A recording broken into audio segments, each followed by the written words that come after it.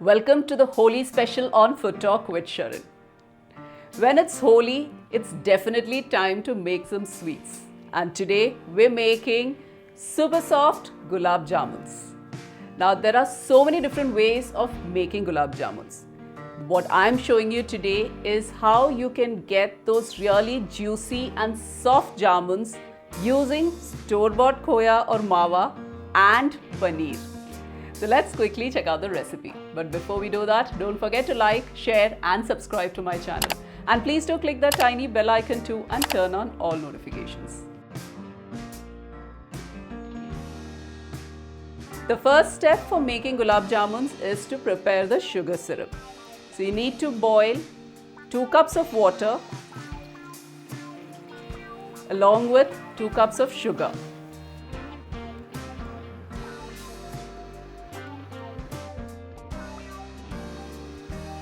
Just boil this till the sugar dissolves and you get a honey-like consistency. So you don't need a single string consistency, it just needs to be a little sticky like honey. And just before turning off the heat, add a little cardamom powder.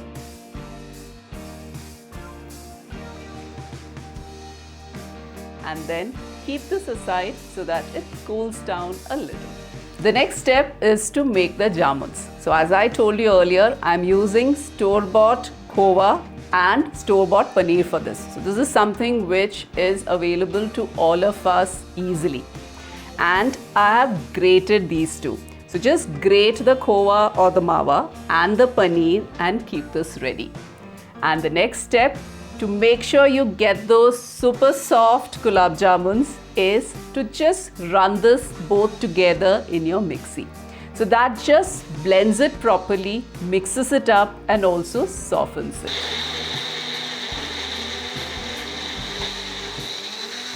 Once you've blended the Paneer and the Mawa in the mixie, you need to knead it really well.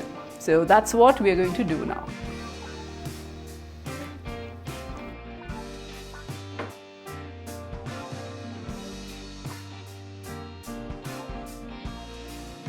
So once your Mawa and Paneer is soft, add a little bit of Maida to this along with some baking powder and then knead it together into a soft dough.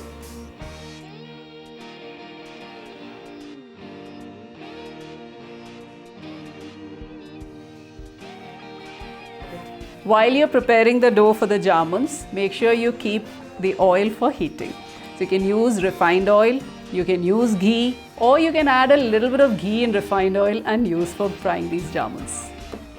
And from this, let's take a little bit of this kneaded dough into another bowl and add some chopped almonds and some chopped cashews into this and mix this up. So this is going to be the filling for these jamuns. Let's now make a small ball and use this to test whether the dough is right and whether the oil is hot enough. If the jamuns don't break, if it don't start blistering, and if it slowly comes up in the oil, then your oil is heated well and the jamuns are of perfect consistency. However, if it starts blistering, then just make sure you add a little bit of Maida more into your dough and knead it again. So now let's start shaping the jamuns and filling them in.